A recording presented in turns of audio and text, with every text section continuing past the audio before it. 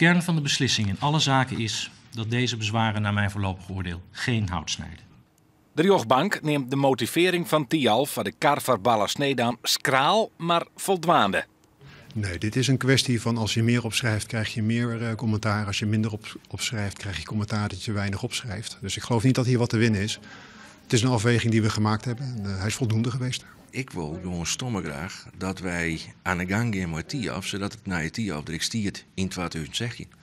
En met deze uitspraak stiert, ja, kennen we daar gewoon nog maar terug. En daar ben ik heel blij mee. Door de uitspraak van de rechtbank rint het project geen vertraging op. We willen graag inderdaad zo snel mogelijk na finale gunning van start. Dan gaan we de plannen verder uitwerken. En dat betekent dat we dan na het winterseizoen aan de slag kunnen. De bouwbedrijven die het kwartpleit ontspannen, hien twijfels over de betrouwbaarheid van Ballasnedam. Zo zou U50 Tialf-commissaris Anne Hettinga een dubieuze rol spelen in de onbesteging.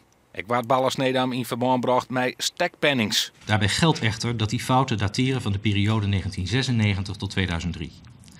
Ernstige fouten langer dan 4 jaar geleden gemaakt mogen wettelijk niet automatisch tot uitsluiting leiden. Overigens moet gezegd worden dat ook Jorritsma zelf geen onbevlekt blazoen heeft, blijkens een boete die haar in 2001 door de toenmalige NMA voor kartelvorming is opgelegd.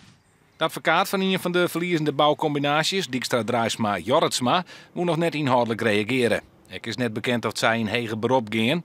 Mochten ze dat wel doen, dan had dat trouwens geen gevolgen voor de vernijbouw van Tialf. Partijen kunnen wel in hoger beroep, zelfs naar de Hoge Raad nog, maar dat heeft dan geen invloed meer op de aanbesteding.